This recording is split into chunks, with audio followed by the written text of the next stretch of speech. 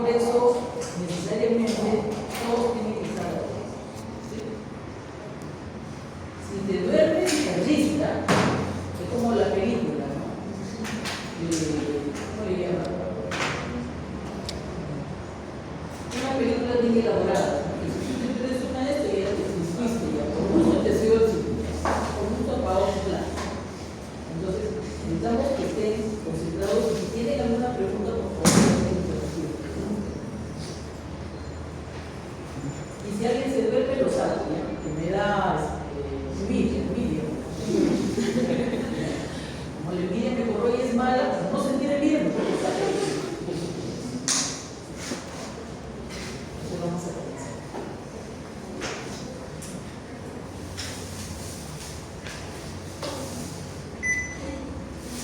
Muchas veces yo tolero que alguien se duerma en clase, ¿verdad? Soy bastante tolerante. ¿Saben por qué?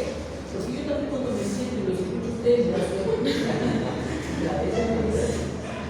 Aunque ustedes me dicen, se me hace muy dormido. Bien, ese es el resultado del aprendizaje. Esta es la última clase. Todavía le da la esperanza de que pueda realizarse. Y dice, el estudiante al finalizar esta sesión va a aprender la base teórica de la biología molecular. Los agentes carcinógenos. Creo que los agentes carcinógenos creo que están más en la otra clase que en esta. Y también miren lo que nos toca hacer, la gradación. ¿Cómo se grada una neoplasia maligna? ¿Qué grado tiene? Y no solamente eso, sino también hablar del estadio. Una cosa es gradar, o sea, darle un grado al cáncer, a la neoplasia maligna, y otra cosa es el estadio que se ve. La gradación se hace a través de un estudio histopatológico, no de otra forma. No de otra forma. En cambio, el estadio lo da el clínico o lo establece el oncólogo que está llevando el caso. Bien, entonces vamos a ver, entonces la reflexión desde la experiencia. ¿Qué conoces de inicio de desarrollo del cáncer? ¿Alguna vez has escuchado, has oído hablar o has averiguado por qué sucede el cáncer? Las personas hablan bastante. Por ejemplo, yo siempre lo digo, se golpeó el testículo y le dio un cáncer al testículo. Creen que por el golpe, o de repente tuvo una fractura y le dio cáncer al hueso. O sea, las cosas pueden coincidir, pero no es que la fractura o el proceso de reparación del hueso sea la causante. Supongo que ustedes habrán escuchado muchas cosas más. Entonces, aquí viene la reflexión desde la experiencia. ¿Qué conoces del inicio o el desarrollo del cáncer?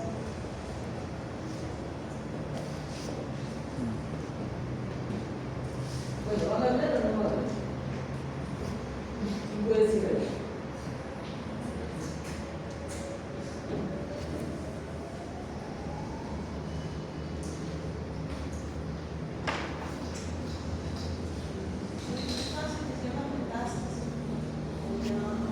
Ese es ya propio del tumor. Y es que, bien he dicho, ¿no? Hablan de la metástasis, y por supuesto, la metástasis es una etapa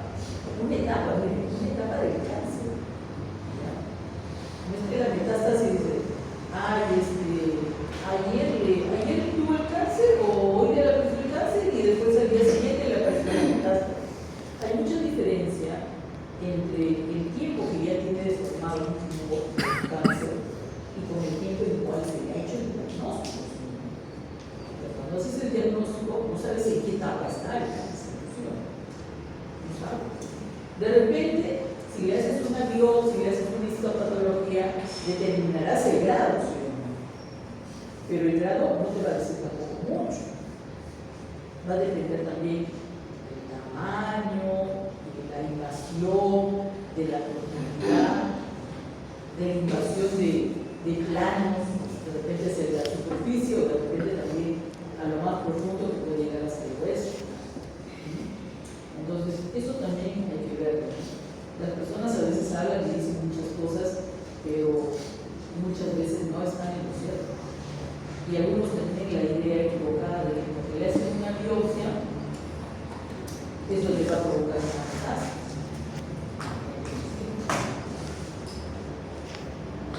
Vamos a ver ahora el desarrollo del tumor que implica el crecimiento tumoral y además la invasión, y que estas células tumorales a través de este tiempo van a adquirir capacidades que hacen que esta sea invasiva, que esta pueda invadir los tejidos que están ahí, profundos, superficiales, además de poder penetrar en un vaso sanguíneo, de poder evitar el sistema inmunológico, la destrucción del sistema inmunológico, etcétera, un montón de cosas. Y eso no se adquiere de la noche a la mañana, eso es progresivo. Por eso es que también nos dicen, oye, mira, los chequeos son importantes. ¿Que dan tiempo a qué cosa? ¿Para qué son los chequeos? Para poder diagnosticarlos en la etapa, ¿no? En una etapa que de repente recién se está iniciando, se está formando, para evitar todos estos cambios en los cuales el cáncer comienza a adquirir más capacidades que pueden llevar a la muerte. Bien, entonces, vamos a hablar acerca de las bases moleculares del cáncer. ¿Qué tenemos que tener en cuenta como conceptos básicos? Dice que primero lo primero que tenemos que pensar que la división celular, o sea, la división celular o la proliferación celular tiene que estar controlada por dos sistemas, o se vale de dos sistemas, ¿no? Que uno es el estímulo y el otro es la inhibición. Uno es cuando se da la proliferación y otro cuando se da, ¿qué cosa? El control o la regulación de esa proliferación. Eso es lo normal en todas partes del proceso, y especialmente en aquellos tejidos donde constantemente se está renovando. Por eso es importante. Y por eso también nunca uno debe confundir una hiperplasia con una neoplasia. Si yo quiero hablar de la proliferación celular de las células neoplásicas, así lo tengo que decir. No es decir, la hiperplasia de las células neoplásicas, ¿qué significa eso? ¿Saben lo que significa eso? Significa una aberración, un insulto. ¿Ya? Uno se dice la proliferación de las células neoplásicas. Pero no utilicen el término hiperplasia. El término hiperplasia es un término fisiológico que puede, como hemos visto en la adaptación celular, que puede causarse por un estímulo fisiológico, por supuesto, y también patológico, pero es controlable. Acá no. Acá no hay control. Absolutamente.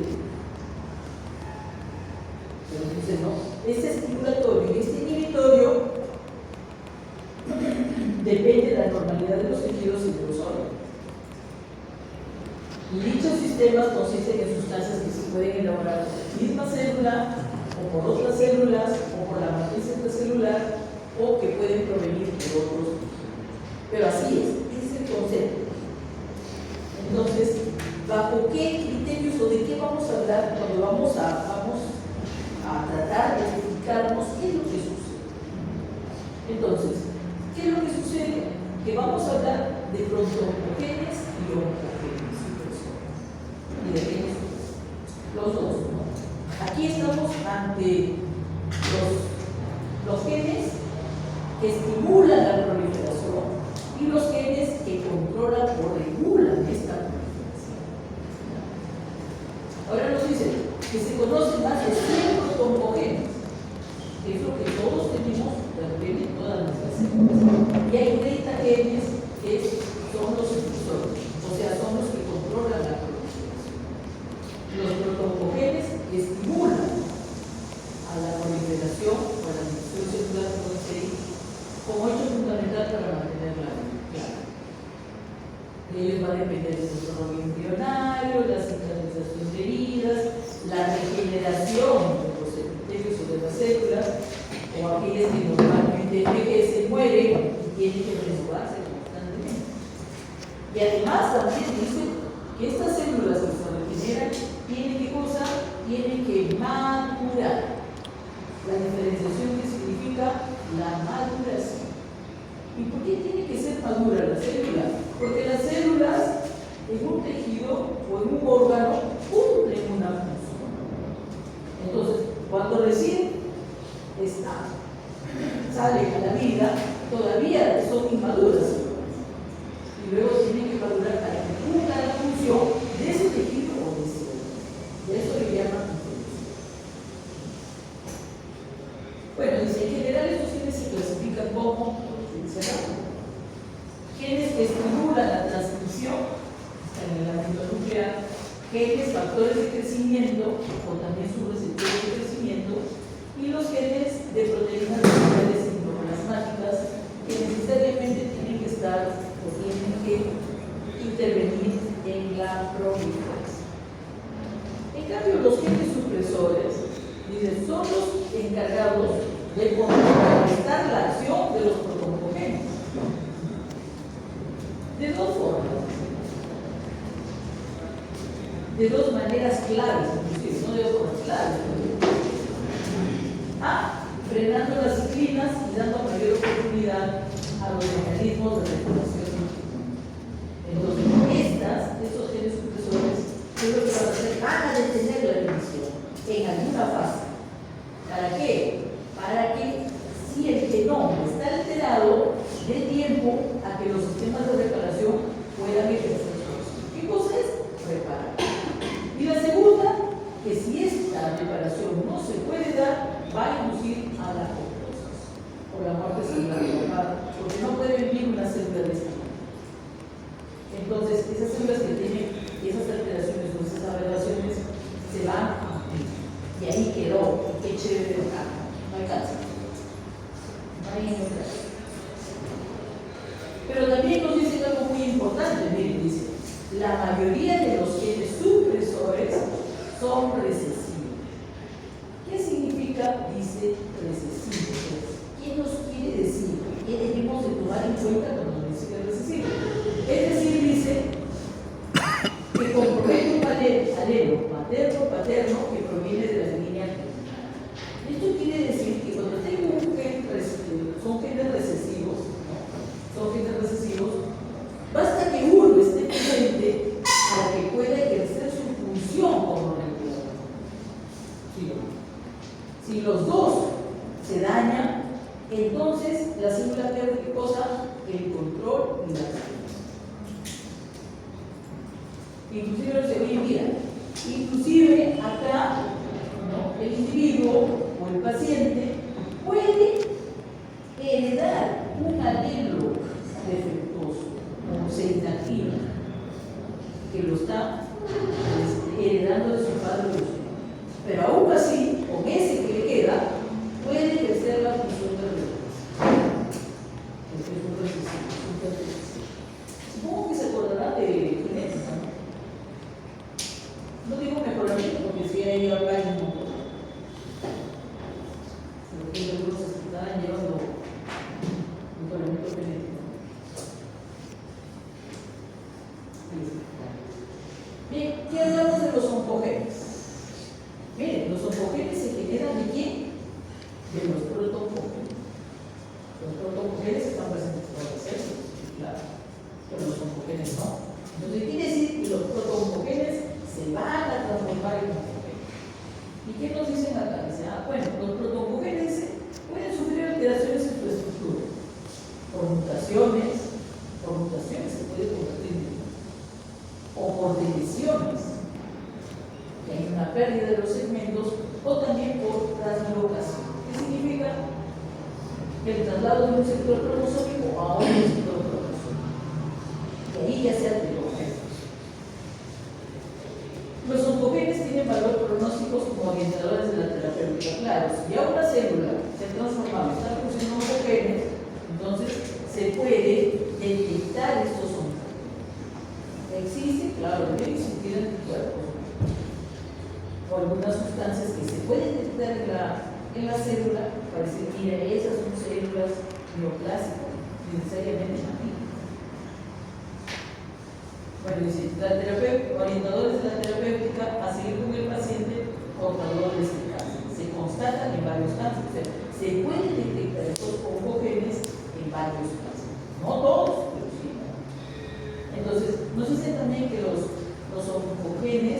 modifican proteínas llamadas oncoproteínas. Claro que trabaja para sí. Bueno, ¿qué más nos dicen? Algunos oncogenes se sobreexpresan en varios tipos. Como que, o sea, esos oncogenes se pueden expresar en varios tipos de qué? En varios tipos de cánceres, varios tipos de neoplasias, especialmente de cáncer, como por ejemplo el KRAS, el NRAS, el LG2, el CIMIC, el CEPOS y otros.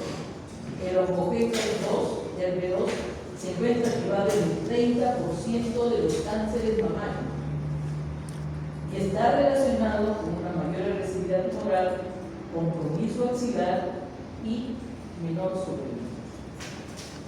O sea que el cáncer lleva a la muerte al paciente, en la cual el pronóstico es reservado. Cuando se dice reservado, porque atenta contra la vida del paciente. Es grave, a eso se refiere reservado. Muy bien. Bien, ¿cuántos oncogenes? Nos habla de oncogenes, modo de activación, tumores humanos asociados, y comienza con varias categorías. Hay muchas categorías para los oncogenes. Los factores, por ejemplo, la categoría de factores de crecimiento. ¿Se acuerdan los factores de crecimiento? Ya, de acuerdo. Recuerdo que hay una lista, ¿no?, de factores de crecimiento.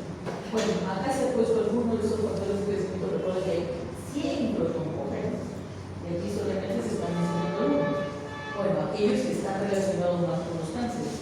Y acá tenemos los factores de crecimiento fibroblástico, ahí está PDFG, cuya alteración, ¿no?, por transformación o alteración del tumor, este es el protoncogen, así se escribe. Igualito que como se escribía el factor de crecimiento, pero al comienzo le ponen la G. Bueno, y cuya alteración, modo de activación del tumor, por ejemplo, en la sobreexpresión de este protoncogen, del PDGF. ¿Y cuál es el tumor o el cáncer que va a producir un astrocito? Recuerden que la mayoría de los cánceres de origen del sistema nervioso central, todos son malignos. Todos son menos uno. ¿Cuál es ese uno? Pues buscas en tu cuadro y me avisas porque ya me olvidé. Bueno, miren los factores de crecimiento fibroblásticos allí tienen.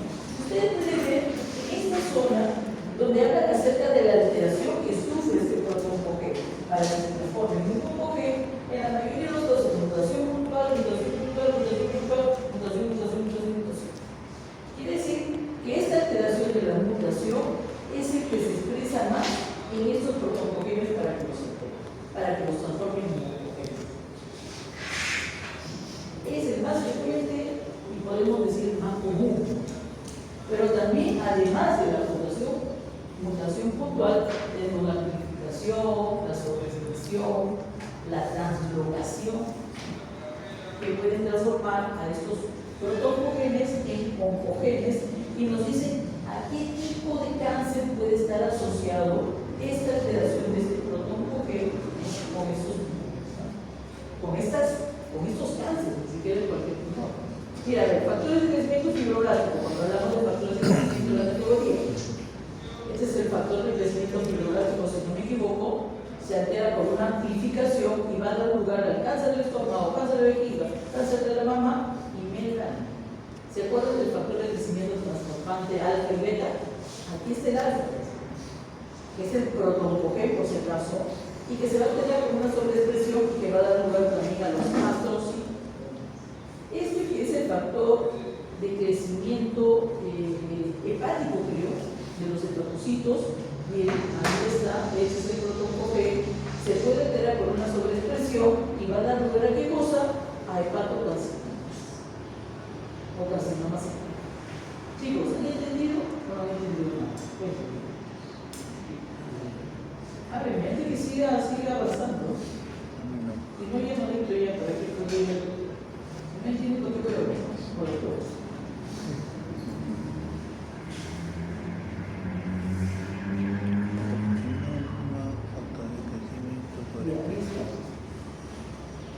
Bueno, si no entienden, lean. Miren cuántas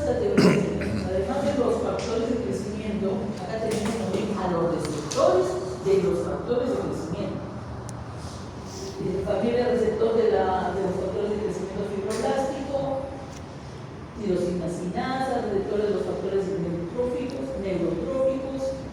receptor de los factores de crecimiento, no sé si es planetario, creo que me bien, receptores de ligando, etc. Luego tenemos las proteínas que participan en la traducción de señales y en la mitosis, y ahí tenemos que hablar de los genes, esos protogenes que pueden presentarse en muchos tumores, en muchos cánceres, ¿no? Como el KRAS, el HRAS, el MRAS, todos son mutaciones puntuales, nada más, miren, lo más sencillo, pero lo más frecuente también. Y el KRAS, tumores de colon, pulmón y páncreas. HRAS, tumores de vejiga y riñón. MRAS, melanomas, enfermedades hematológicas malignas, como puede ser la leucemia. Mutación también plural, melanoma uveal. Luego tenemos las proteínas reguladoras nucleares, que son activadores de la transcripción, el MIC o el NMIC, que altera por translocación y amplificación y van a producir linfoma de Burkitt, y el NMIC, amplificación neuroblastoma. Es un tumor de la retina. Bueno, acá los reguladores del ciclo celular son las ciclinas, la CSLB1, la locación va a dar lugar a linfoma de células de manto o mieloma múltiple. Ahora sí entienden que es un linfoma de células de manto. ¿No se encuentra el manto? Manto es en la... El folículo tiene dos partes, su parte vegetativa y las mantas. Entonces acá están sufriendo la transformación de las células. Bueno, eso es con respecto a las oncogenes. Aquí necesariamente el que se tiene que alterar es el oncogenes. Les va a transformar en qué cosa? En un onco y va a dar lugar a ese tipo de cánceres. Esos son cánceres. ¿Qué diría? No, acá es cáncer total. Entonces, aquí la transformación puede ser, porque hemos dicho, mutación, amplificación, sobreexpresión, mutación profunda, traslocación. ¿Qué pasa con los genes supresores del cáncer? Hemos dicho, en términos generales, fisiológicamente, los genes supresores que son los reguladores de la proliferación celular. ¿Ya? Su nombre, aunque diga genes supresores del cáncer, no es que vienen a suprimir la proliferación del cáncer exclusivamente, no. Son genes que controlan la proliferación. Todo suceso activo tiene también su regulador, siempre, en todos esos sistemas. ¿Sí? Hasta ustedes. ¿Quién te controla? ¿Quién le controla a usted siempre? ¿Nadie? Tiene su hogar. Reguladores de la célula. Tú no haces lo que quieres, pues está bien. Bien. Entonces, cuando hablamos de genes supresores, lo primero que tenemos que decir, que se ha dicho también, es que estos genes son genes receptivos. Entonces, necesariamente, esos genes están compuestos por dos alelos. Y bueno, dice, acá puede comprometer un alelo materno, paterno, ya, en ese caso, ¿no? Cuando tú heredas un gen un alelo defectuoso del gen, ya piña, porque para toda tu vida lo vas a llevar. Y no solamente eso, todas las células de tu cuerpo tienen ese alelo de ese gen inactivado. Todo.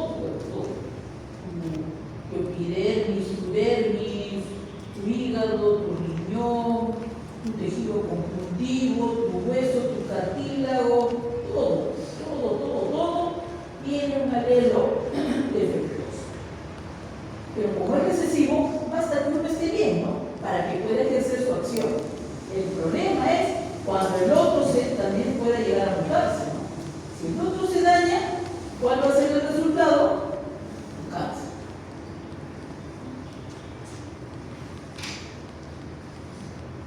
Entonces, dice, bueno, se nace con este defecto, la verdad después de producir piña, ¿no? Si sufre la mutación del otro alelo que está bien, entonces, ¿cuál es el resultado?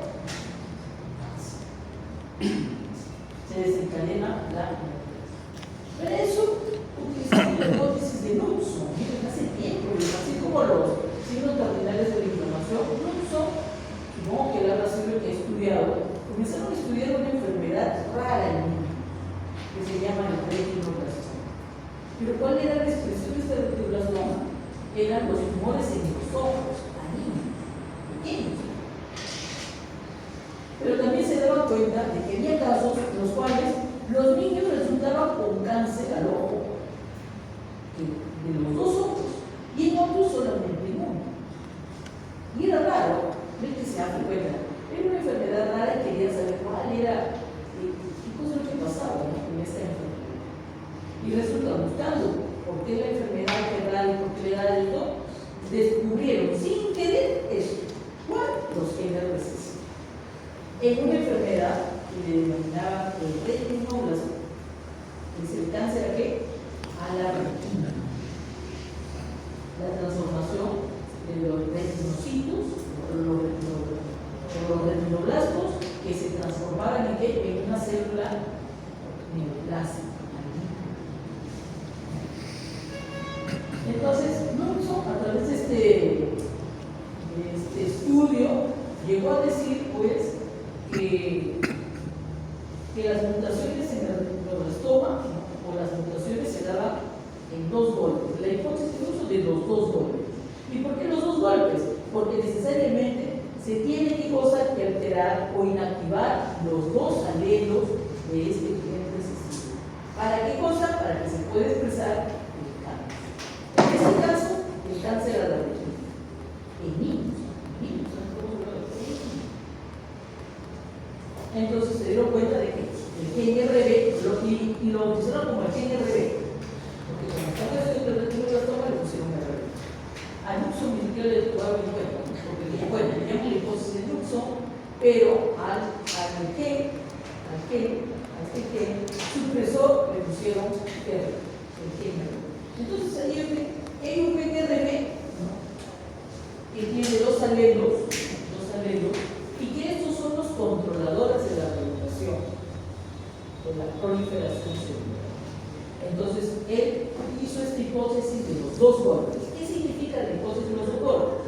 Que los dos alelos se tienen que alterar, mutar o inactivarse para que se presente este tipo. Entonces vio que había casos hereditarios y había casos esporádicos. En los casos hereditarios, generalmente, cuando se expresaba estos tumores, se expresaban en los dos ojos de los niños. Entonces comenzaron a investigar por qué uno le daba los dos ojos y el otro le daba un solito. Y ahí se dieron cuenta de que estos niños tenían un alelo del gen RB inactivado. ¿Por qué? Porque lo habían heredado de su papá o de su mamá. Entonces, estos niños nacen con un alelo de gen RB defectuoso de todas sus células, no solamente de la retina, de todas sus células. Entonces, para que se exprese el tumor, necesariamente se tiene que dañar, alterar o mutar el otro alelo, ¿sí o no?, para que los dos se inactiven. Entonces, necesariamente los niños se inactivaba el otro alelo, también de acá, en la retina, se inactivaba el otro, ¿y cuál era el resultado?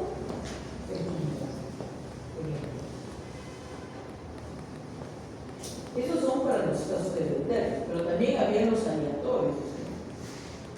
¿Qué pasaba? O esporádico. Este es de piña, el niño nace piña. ¿Por qué? Porque el niño es normal, o sea, su gen RB, sus dos alelos son normales, ¿sí o no? Él nace con sus dos alelos normales, pero por alguna razón de la vida sufre mutación uno de los alelos y se inactiva uno de los alelos.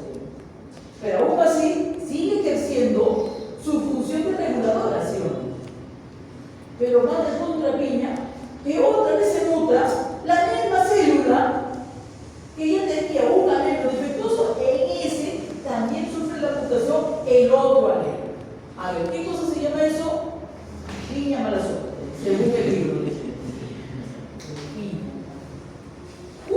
el que está mal con eso. Y va a resultar qué cosa, en la función de qué cosa, de un tumor, pero del ojo, de la retina que sea alterado de un solo ojo. Entonces es bueno, y además también, miren, dice, los pacientes con retinoblastoma familiar corren el riesgo mayor de desarrollar osteosarcomas o el otro tipo de sarcomas, pero también además carcinoma mamario y de útero. Claro, pues si todas sus células tienen un alelo defectuoso del gen RB, basta que uno cambie cualquiera, y la expresión va a ser un cáncer, ¿sí?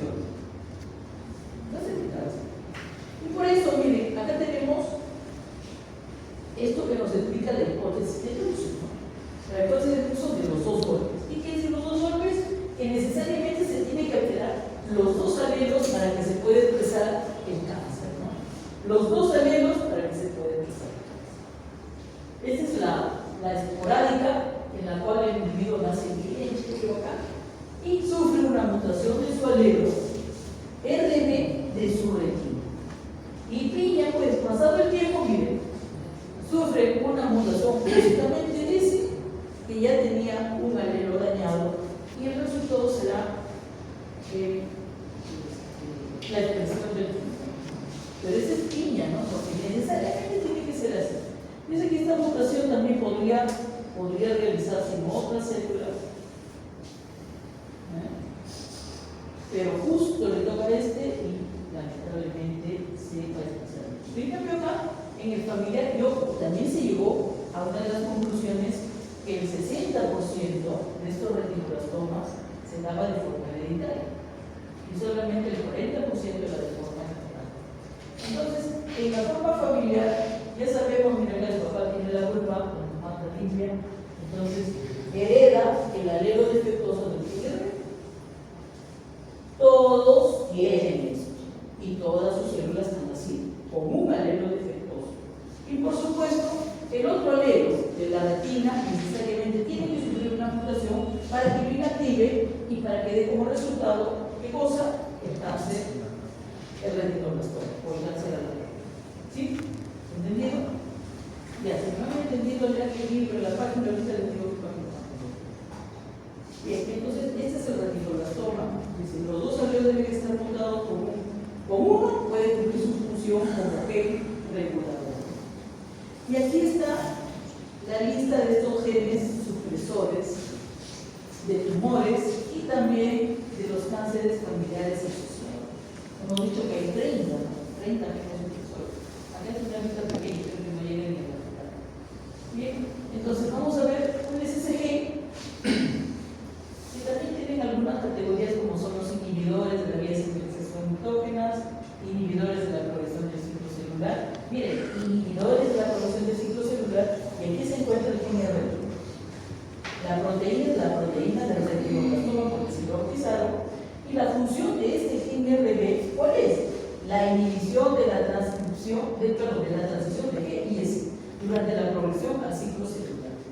Entonces, ellos le tienen acá, ¿no? Inhiben esa transición que se vaya hasta el S, que ya se inicia la mitosis, para dar lugar probablemente a que se pueda realizar la reparación o de repente ir o llevarla a la apoptosis. ¿Cuáles son los síndromes familiares? Todos estos tienen síndromes familiares, ¿no? O sea, muchas personas nacen con este gen ya defectuoso. Síndrome familiar de retinoblastoma, ¿no? Puede producir retinoblastoma, osteosarcomas u otros sarcomas, y también cánceres que pueden estar asociados sin que sea familiar. Tenemos el mismo retinoblastoma, los osteosarcomas, los carcinomas de mama, de colon y de pulmón, o sea, por todos lados. Aquí este gen APC, que son inhibidores de la vía de señalización mitógenas, es una proteína de la poliposis adenomatosa del colon. Así se llama la proteína, del APC. Proteína de la poliposis. Función de esta APC, inhibición de la señalización WNT. ¿Saben qué es WNT? Yo lo he leído, pero no me acuerdo, así que lo buscan y ven qué cosas. Mire, es el síndrome familiar de este ABC, ¿cuál es? Los pólipos y carcinomas familiares del colon. ¿Ya? Entonces, en la mayoría de estos casos, los individuos, ¿no?, heredan esto y muchas veces expresan hijos a pólipos. La mamá tiene, los hijos tienen, el tío, el hermano de la mamá también tiene, los primos también tienen. ¿No? Inclusive estos pólipos no tienen que ser un pólipo, de 800.000 pólipos. Y muchas veces tienen que de repente eliminar esa parte del colon y tener su bolsito, ¿no? Por donde, para evitar que cosa, ahora nos botan todo el colon de repente para que ya no se transforme en cáncer.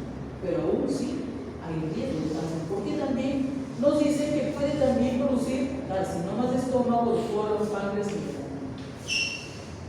O sea, además del pólipo que se puede transformar en un cáncer del colon, también puede sufrir otros casos. Y la lista sigue. Acá está, por ejemplo, los inhibidores de los programas de procrecimiento del metabolismo y eugenia, inhibidores de la invasión y mecanismo. Los inhibidores de la invasión y metástasis. ¿Quién es? La CDH1 Charlie. Eso lo hace a propósito para que se entienda. La función, ¿cuál es la función de esta cadeína? ¿Cuál es la función? Adhesión celular e inhibición de la motilidad celular. Cáncer familiar, o sea que lo tiene el papá, la mamá, lo tiene el papá, el hijo, el nieto, etcétera, que puede ser. Y tenemos acá al cáncer familiar, cáncer gástrico familiar. Otros cánceres que también se pueden expresar en estos pacientes, también el carcinoma gástrico y el carcinoma lobar de la mama. Entonces estamos hablando de una sustancia que permite la lesión celular, de unión celular que puede ser la matriz, e impide por eso, ¿qué cosa? La movilidad de las células. Por eso dice que inhibe la motilidad celular. ¿Sí? Pero acá le preguntan, ¿cómo sé que no tengo esto? Claro, porque ya debes tener un pólipo, sin pólipo, o de repente, no sé, pues no. Si no tienes el cáncer gástrico, de repente hacerte un chequeo para ver cuándo se aparece, o si no se aparece, de repente algún día se va a aparecer. Y bueno, pero la ciencia cierta, ¿cómo lo puedo hacer? Además de que aparezca el cáncer, porque no quiero que me aparezca el cáncer, no quiero, ¿no? Tendrías que hacer de qué cosa para poder saber si he heredado o no he heredado un alelo defectuoso de que no necesito. ¿Qué querías? ¿Te vas a bailar? ¿Te vas a todo tu tratar de no tengo. Entonces tendrías que hacer un examen cromosómico, que tampoco te lo hacen a cualquiera, y que también tiene un costo también, para ver, oye, ¿dónde ha salido mal? ¿Qué decisión tomarás? Y acá los potenciadores de la estabilidad genómica, que es el TP53, que es la proteína P53, cuya función, esta P53 es muy importante, porque nos dice que es la parada del ciclo celular. ¡Pam! Se para. Detecta, ¡pam! Para, nada. Para, y dice, y la apoptosis es respuesta al daño de la célula. Si yo detecto que hay una daño, ahí se para todo. Y se para dando tiempo para que también, ¿no?, se produzcan, ejerza su función el sistema de reparación de la célula. Si el sistema de reparación lo repara, la célula vuelve nuevamente a su ciclo de mitosio. Pero, si no, ¿a dónde va? A la apoptosis. ¿Cuál es el síndrome familiar? Dice que el síndrome de Fraumeni. ¿Y qué significa eso? Diversos cánceres, ese cáncer por todos lados. ¿Y cómo se expresa otro cáncer? Otra vez, cualquier cáncer también se expresa. ¿No? ¿Quién tendrá eso? Yo no creo, porque yo estoy viejo y no me parece. Entonces, chicos, aquí tenemos protoncogenes y genes supresores, ¿sí? Unos promoviendo la proliferación y otros regulando la proliferación. Estos que promueven la proliferación se tienen que transformar a través de mutaciones, translocaciones, transducciones y que se van a convertir en hongo.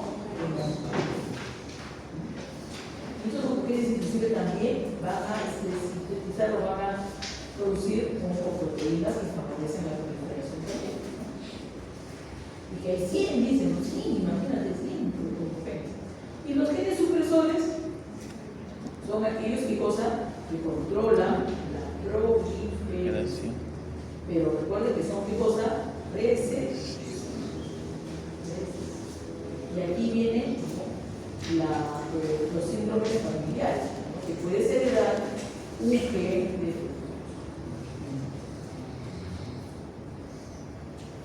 Muchas veces acá he escuchado que he visto en una nota, creo que me acuerdo hace mucho, no me acuerdo cuántos años, he vivido tanto tiempo, no me acuerdo cuál y qué fue eso, pero hablaban de una enfermedad que aparecía en los niños y que era un cáncer y que necesariamente, como ellos sospechaban de que se trataba de este síndrome de retinoblastoma, le mandaron a hacer pues, a los niños un mapeo cromosómico para ver. No me acuerdo si era del loco o era de otra cosa. Y salió que tenía pues, un síndrome familiar. Pero a través de salud, no el hospital de salud. El hospital te van a mandar otro sitio de salud. Y si yo me fijo también de otro mes. Y hay lo suficiente, ¿no? Más para los que están activos laboralmente que para los que ya no contribuyen a nada.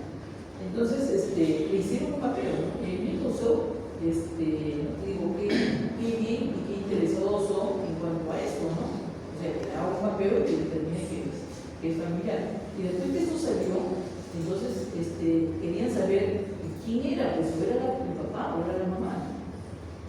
Y creo que la mamá se hizo y el papá no se quería hacer. Y por eso hicieron el reporte y me pareció bastante bueno porque enterarnos de que también se puede hacer una cosa así en estos casos.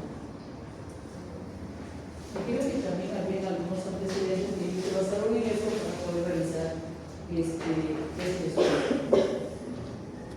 Bueno, chicos, esta es la razón. Esta es la base científica molecular del cáncer. Ahora viene aquí la pregunta de rigor, ¿no? Claro, entonces, ahora, ¿y quién hace la mutación puntual? ¿Y quién hace la translocación? ¿Quién es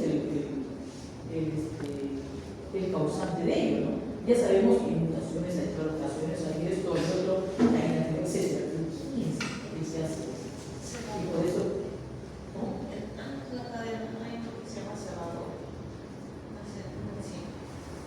El cebador, pero para la replicación. Entonces, aquí tenemos que ver quiénes son los que me producen esa mutación y quiénes son los que me producen la translocación. ¿Quiénes son aquellos? Aquí vienen los agentes carcinógenos. Los agentes carcinógenos. ¿Qué harán los agentes carcinógenos? ¿Pueden producir la mutación? Sí, pueden llegar a producir eso. Sí, claro. Algunos de esta forma y algunos de otra forma. Para que altere qué cosa, altere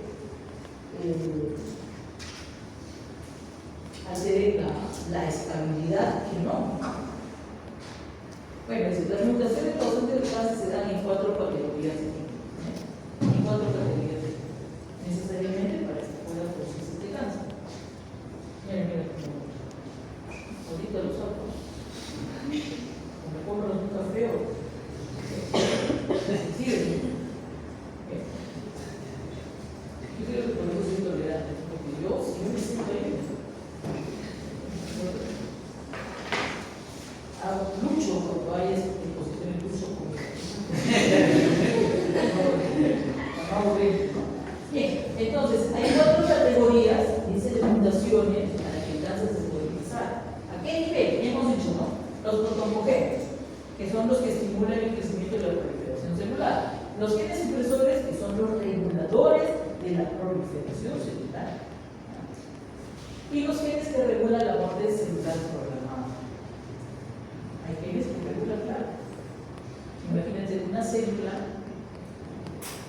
que invade la apoptosis. Imagínate una célula cancerosa que invade la apoptosis. Es una inmortal. Tendrá 800.000 defectos, mutaciones por todos lados, pero no muere. Sigue vivo.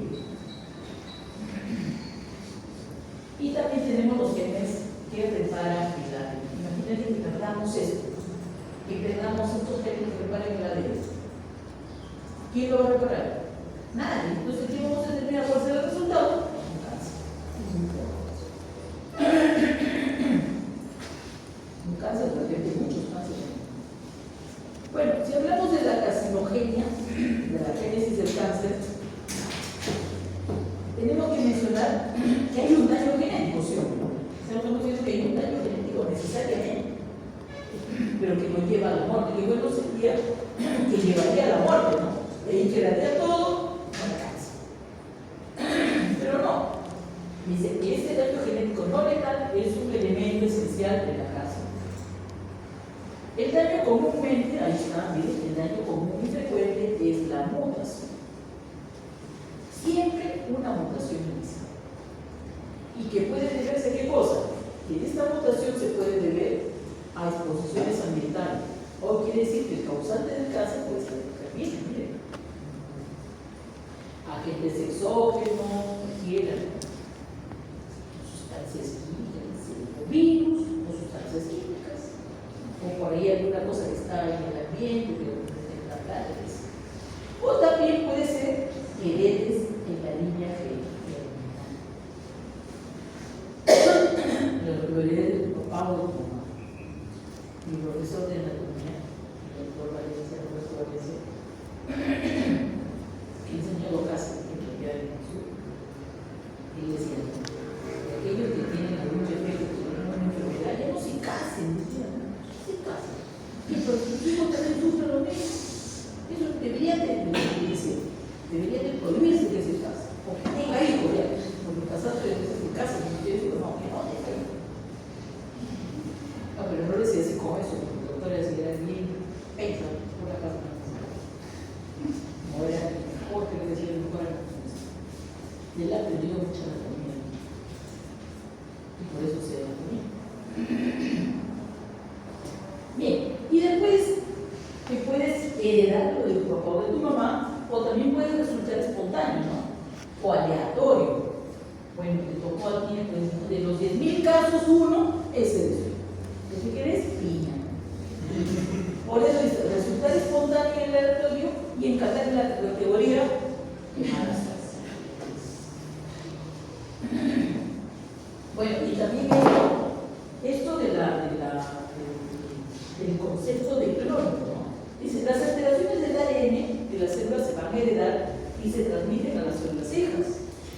Todas van a compartir el mismo conjunto de mutaciones que se presente en el momento de la transformación. O sea, cuando la madre se transforma, todas ellas tienen la misma mutación. Pero también lo dicen una cosa, que no solamente es una mutación, porque estamos hablando de una mutación iniciadora, ¿sí? Entonces quiere decir que hay más mutaciones, sí, es muy probable, está comprobado científicamente que hay muchas mutaciones. A esas les llama mutaciones complementarias. En la carcinogénesis se da la acumulación de mutaciones complementarias de manera escalonada en el tiempo. Ya en el tiempo. Por eso cuando ves un tumor o detectas un tumor y le ves el tamaño que tiene y encima le hacen la histopatología y sale 3, sale 4, ese tumor no se ha hecho, no se ha formado ayer, anteayer, el mes pasado. Tiene un tiempo para que se den todos estos cambios. Y probablemente se vuelva más agresivo y atente contra la vida del paciente. Entonces, en forma escalonada en el tiempo. Las neoplasias malignas muestran atributos fenotípicos denominados rasgos característicos del cáncer. Como por ejemplo, nos ponen acá, crecimiento excesivo, capacidad de invasión local y capacidad para poder hacer metástasis. Cuando un tumor ya ha hecho metástasis, también tiene un tiempo ya de estar presente en el paciente. Por eso es que las personas a veces dicen, no, le salió un tumor y ya el tumor le salió esto de metástasis. O echarle la culpa a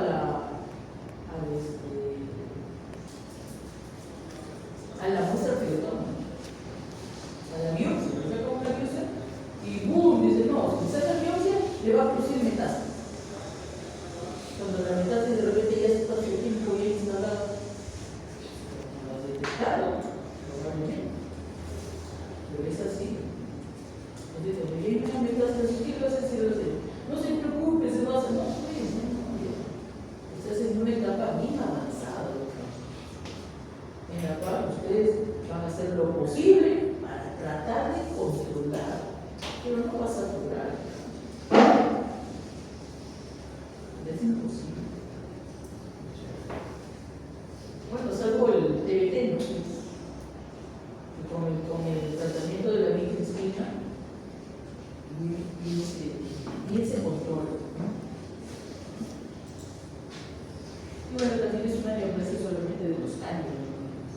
Bueno, acá nos ponen esto que se llama la génesis del cáncer y nos vemos este cambio progresivo, ¿no? Desde una célula normal, esta es una célula normal. Mutación inducida por carcinógeno. ¿Cuántas sustancias carcinógenas estamos expuestos nosotros? ¿A cuántas tenemos? Como han visto en las noticias de las presas. Está contaminada por tantas sustancias que están comiendo ahí, no se valoren, ya hemos usado la necesidad. Y no solamente en eso, en otros también, chulas y no sé qué otra cosa más. ¿Qué? La cebolla, todos, hay muchos, en las cuales se ha hecho el uso y el abuso de sustancias agrícolas, etcétera, Pesticidas, sí. De todo, el proceso de crecimiento, de maduración, etcétera, para que no salga, ¿no?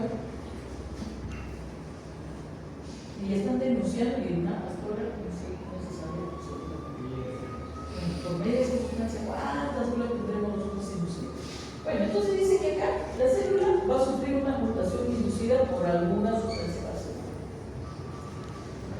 Esto va a ser el precursor iniciado con propiedades afines a las de una célula madre. Todavía, miren, con esto solamente lo único que produce es que va a iniciar a esta célula con propiedades similares a una célula madre. ¿Qué hace la célula madre?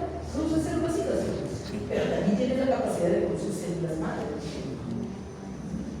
Bueno, entonces sufre otra mutación que ya aquí sí va a afectar la integración genómica. Y ya produce, ¿qué cosa? O es un precursor del fenotipo mutador. O sea, ya veo cambios, ya hay cambios. Aquí se altera ya el genoma de la célula. Pero nos dice que van a venir otras mutaciones conductoras. Otras mutaciones conductoras junto con la mutación inicial. Y ya tengo qué cosa presente a la célula cancerosa, la célula mamá, que va a dar lugar a todas sus hijas. Pero también esta célula cancerosa, ¿no?, va a haber también mutaciones adicionales con aparición de subclones, que cuando este tumor se haga detectablemente clínico, yo voy a tener, ¿qué cosa dice? Un tumor heterogéneo, genómicamente. Pero todas provienen de ¿qué? De una célula que se ha transformado. Estas mutaciones adicionales con aparición de subclones son las que lo dotan a estas células tumorales a ser más agresivas, a ser invasivas, a ser metástasis, metástasis a órganos, vía hematógena, metástasis a vía linfática, evadir el sistema inmunitario, ser inmortales, células inmortales. Todo defecto, tiene todos los defectos, ¿no? Tiene defecto del ADN, tiene todo, pero no se muere. Con muchos defectos que no se mueren. Más impacto. Estas Por eso nos hablan acá de una agilidad a través de la adquisición escalonada de mutaciones complementarias. El orden en el que se ocurren las diversas mutaciones conductoras de las células precursoras iniciadas se ignora y puede variar de un tumor a otro. Léanse, véanse detalles en los veamos. Entonces, si tengo yo mutaciones que contribuyen al fenotipo maligno, estas que contribuyen al fenotipo maligno se le llaman las mutaciones conductivas. La primera mutación, por supuesto, ya hemos dicho que se llama la mutación iniciadora. Entonces, es necesario, dice, que la célula iniciada adquiera una serie de mutaciones conductoras adicionales, no se conoce el tiempo, dice, pero necesitan la mayoría de los cánceres. Aunque el periodo parece largo, incluso que dice en los cánceres agresivos. ¿Por qué mencionan acá que no el tiempo tiene que ser largo para que suceda todo esto, incluso en los cánceres agresivos? Los cánceres agresivos, ¿cuáles son? Aquellos que proliferan, ¿no? Que tienen muchas células, etcétera, etcétera. Aún ellos, que tienen una velocidad de crecimiento mayor, también tienen que transcurrir un tiempo para que puedan adquirir todas estas capacidades las células.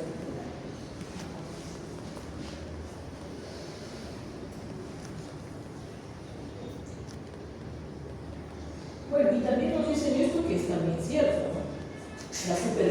La supervivencia del más fuerte.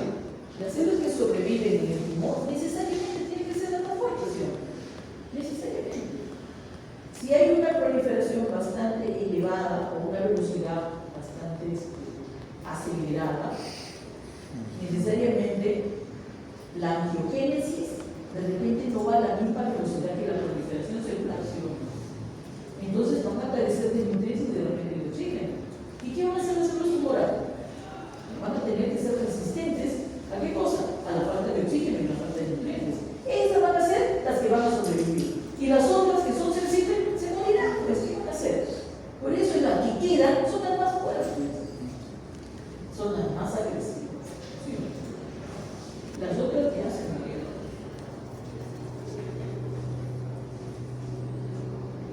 Pero también nos dice, todas las células del tumor son genéticamente idénticas y descienden de una célula fundadora transformada. Sin embargo, cuando el tumor, dice, se detecta clínicamente, y aquí viene la pregunta, ¿y cuándo se puede detectar clínicamente un tumor? Y nos dice que para que se pueda detectar clínicamente tiene que alcanzar una masa de aproximadamente 1 gramo. Cuando el tumor tiene 1 gramo, ya se puede detectar. Cuando el tumor tiene 1 gramo, tiene 10 elevado a la 9 en número. ¿Cuánto es eso? 1 billón.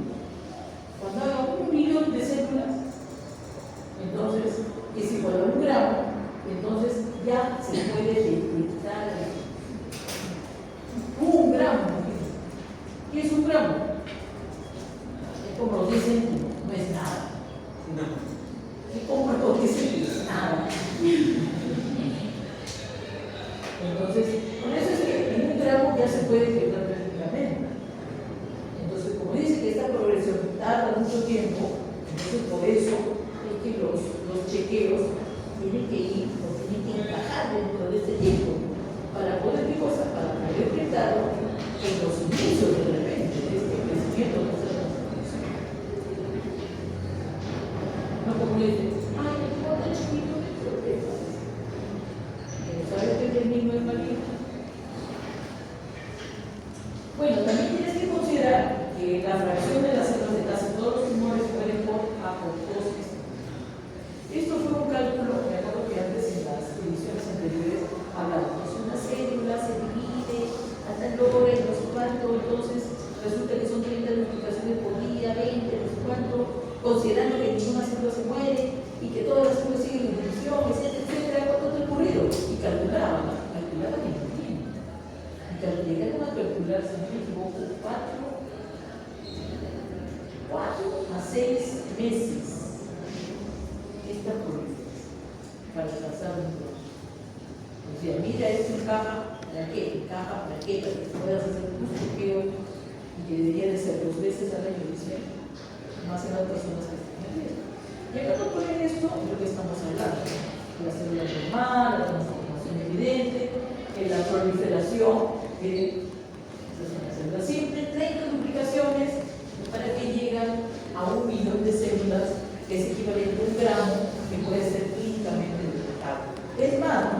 Si nosotros seguimos el cuadro, dice que si hay 10 duplicaciones más y que nadie se muera, puede llegar a 10 elevado a la 6, que es equivalente a 1 kilo el tumor, no solo 1 kilo.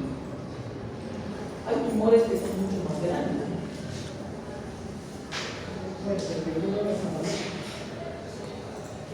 Dice que van 10 elevado a la 12. ¿Cuáles son esos rasgos celulares particulares característicos del cáncer? Miren cuántos se cuenten, ¿no? Más o menos. 1, evasión de los genes supresores de crecimiento. Miren, evade. También evade. Se la sabe todo. Facilitación de la inmortalidad replicativa. Quiere decir que son células que se replican y replican y replican y nunca terminan. Nuestras células, fisiológicamente, tienen un determinado número de duplicaciones. ¿Sí o no? Y ahí se va consumiendo el telómero. El telómero ya no está, ahí terminó tu división. Pero acá no. Nunca termina, siempre sigue la replicación. La inflamación favorecedora del tumor. Recuerden que la inflamación es una reacción, ¿sí o no?, a la agresión. Pero ellas agreden no porque quieren hacerle daño, porque se quiere apropiar del espacio para que las células sigan creciendo las que están funcionando. 1, 2, 3, activación de la invasión y de la metástasis. Y comienzan a tener estas capacidades. 1, 2, 3, 4, 5, inestabilidad genómica, fenotipo mutador. Siempre dispuestas o capaces de mutar siempre las células. Inducción a la angiogénesis, miren, a la angiogénesis. Necesariamente las células tumorales tienen que producir sustancias que le garanticen la supervivencia de sus células que están proliferando. Tienen que establecer qué cosa, vasos sanguíneos para que nutran y oxigenen a las células. Resistencia a la muerte celular. Evaden la apoptosis. Desregulación del sistema energético celular. Entonces, acá esta regulación energética está desequilibrada. Más hay degradación de síntesis. Por eso también que el paciente sufre de la crisis del cáncer.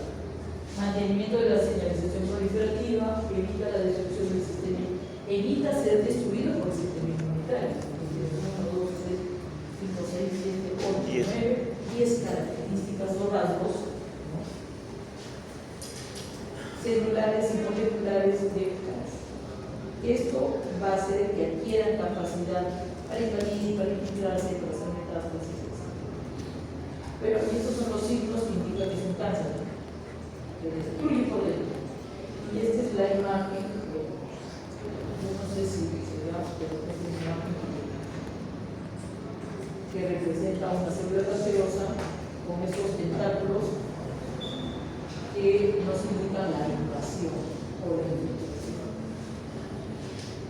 Bueno, hay una clasificación que nos pone acá la profesora, que es clasificación de los carcinógenos producidos por la Agencia Internacional de Investigación del Cáncer, donde dice grupo 1, carcinógenos para los humanos, evidencia suficiente humana y relación causal establecida. Bien, humano, exposición a la radiación solar y una sobreexposición de bebidas alcohólicas y carnes procesadas. Siempre sucede lo mismo. Y termina. Falta la otra clase. Ya nos quedan 6 minutos. ¿Qué vamos a hacer hoy día?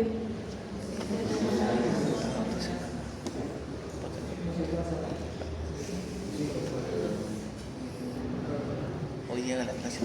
Ustedes lean la otra clase. No.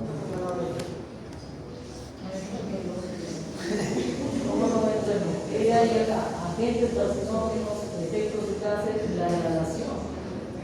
Ojo, la degradación tiene que escucharla porque la degradación tiene que degradar a su. Porque la en práctica, la exposición otra semana. ¿Por eso se pone agente carcinógeno? ¿Qué conoce de los agentes carcinógenos? ¿Qué más? Las exposiciones a aerosoles.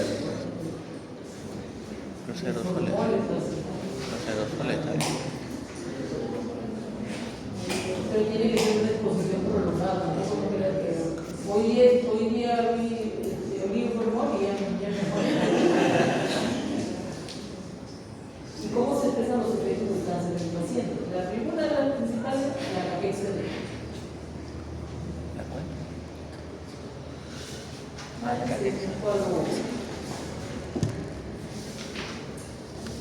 Mire, este es un caso bien bacán.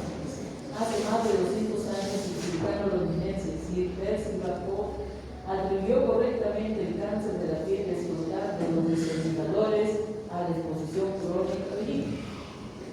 Claro que si todos sus vidas se dedicaban a ello, cuando se jubilaban, todos terminaban con su cáncer al escroto, cáncer de la piel.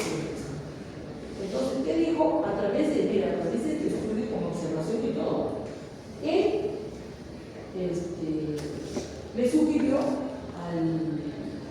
al gremio que por favor se bañaran todos los días. Así que el gremio dijo, señores, todos se tienen que bañar, todos los días. Desde entonces, ninguna medida de salud pública ha cosechado tanto éxito para controlar. No dice que va a desaparecer, pero sí ha bajado en frecuencia. Entonces, ¿qué pasaba? Que los desfibriladores crecían, no se bañaban y algunos con su pensamiento ilógico y desnatural. Aquí me baño el día sin tener eso. Y es que, y tenía razón, ¿sabes por qué? Porque en el hollín se encuentran sustancias cancerígenas. Sustancias cancerígenas que se producen a través de la combustión. ¿Cómo se llaman esas sustancias? Los hidrocarburos aromáticos. Y la combustión no solamente creen que va a haber en el hollín, porque ahora ni chimeneas hay. Todo es calefacción, etc. Pero sin embargo, hay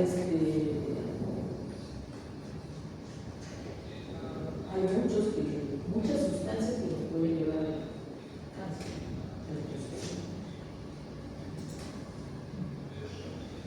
Pero, miren, en la carcinogénesis del cáncer, de la química, hay dos etapas. Necesariamente se tiene que ver dos etapas. ¿Cuáles son las etapas? La etapa de iniciación y la etapa de producción. La etapa de iniciación, ¿qué significa? La exposición de nuestras células a un agente cancerígeno que produce ¿qué cosa? Que produce cambios. Y cuando esta sustancia carcinógena produce cambios a la célula, a esa célula le llaman célula inicial. Pero una suficiente cantidad. Ya te cayó una gota y se te muere y ya te da suficiente, una dosis suficiente para que provoque a eso se le llama iniciación. Ahora pregunto, ¿a cuántas sustancias carcinógenas nosotros estamos expuestos? Bastantes.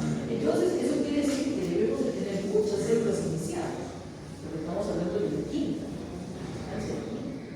Eso quiere decir que de repente tenemos muchas células iniciadas, pero nos dice que las células iniciadas por sí solas no es suficiente para que forme un tumor. No es suficiente. Yo les voy a decir razón, he vivido más que ustedes. Entonces, todavía no llega la sustancia promotora. ¿Qué es la sustancia promotora? La sustancia promotora, la progresión está dada por la sustancia promotora. Las sustancias promotoras inducen a los tumores, o sea, ¿cómo estimula, pues la estimulación, o induce a que estas células iniciadas proliferen? De ahí tengo. Si no hay sustancia promotora, no hay. Puede inducir tumores en células iniciadas, pero ellas no producen. Y además, tampoco va a producir tumor si primero se aplica el promotor y después el iniciador. Para demostrar esto, se hizo este experimento. Creo que es hablar de experimento. A una rata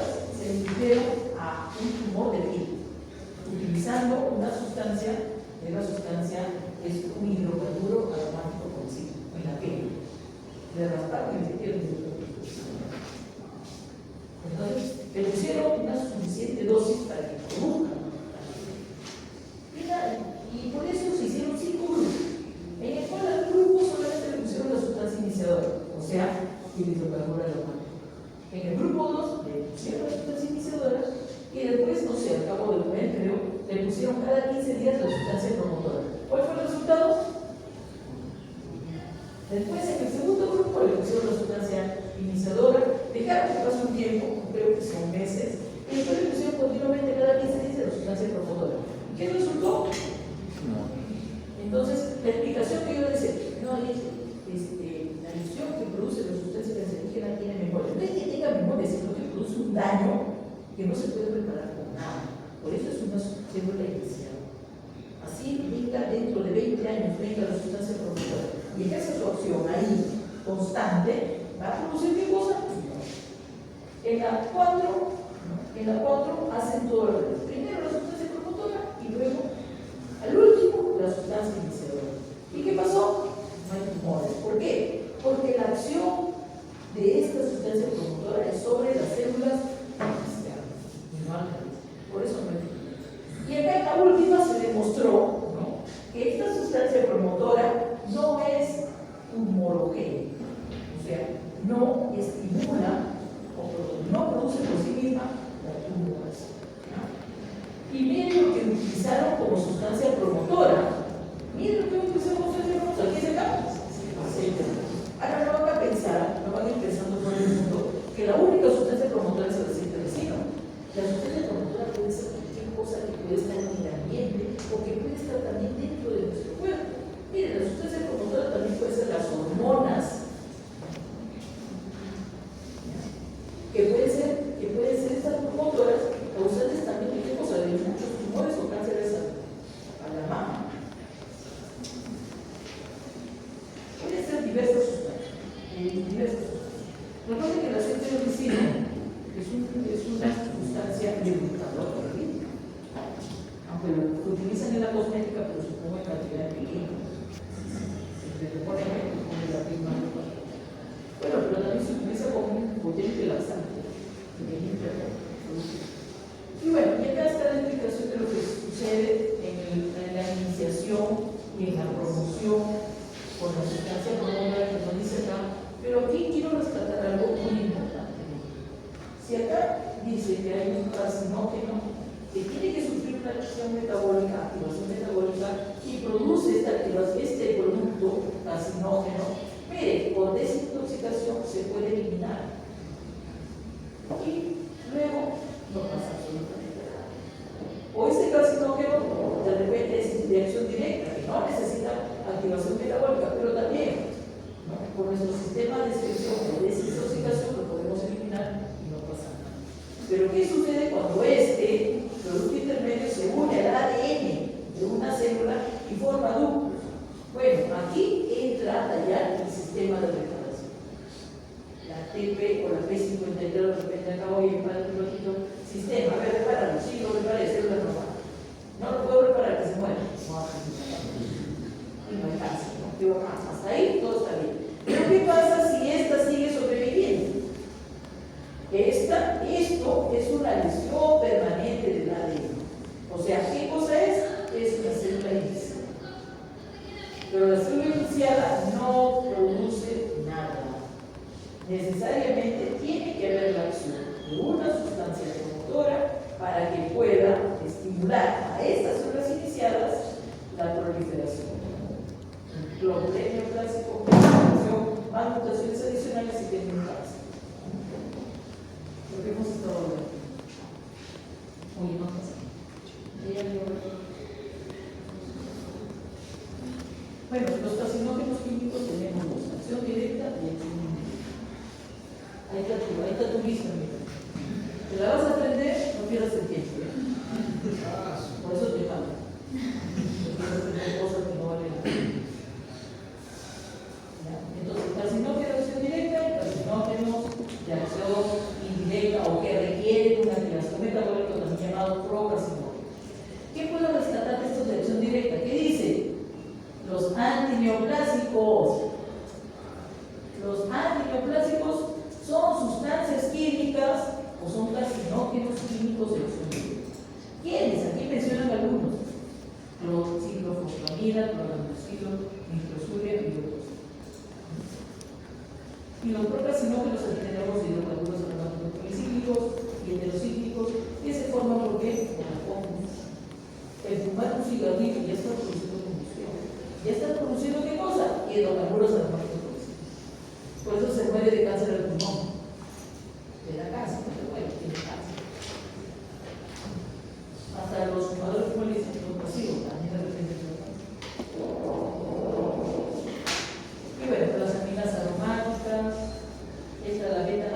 planilla que necesariamente la lanina que se utilizaba mucho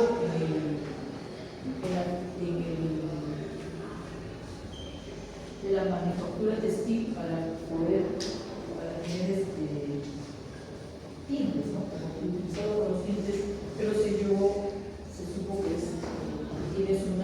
que es un carcinógeno, pero de acción indirecta, pero que la sustancia se llama la beta-naftalina. Esta lanilina procesos se metaboliza en el hígado, que se convierte en beta-naftalina. Esa es la sustancia carcinógena.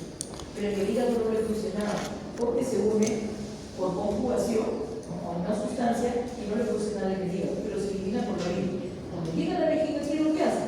Hay una enzima en la vejiga que rompe este unión y libera la beta-naftalina. Por eso se produce más cáncer de la vejiga que cáncer de la vejiga. Bueno, creo que ya nos pasamos. Ya hablaré un poquito de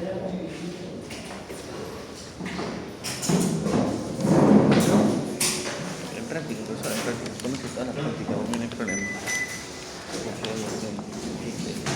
Para que no dé tiempo para estudiar hasta acá. Ahí sí ya que quedamos nosotros arriba abajo. Tú también estás con gripe.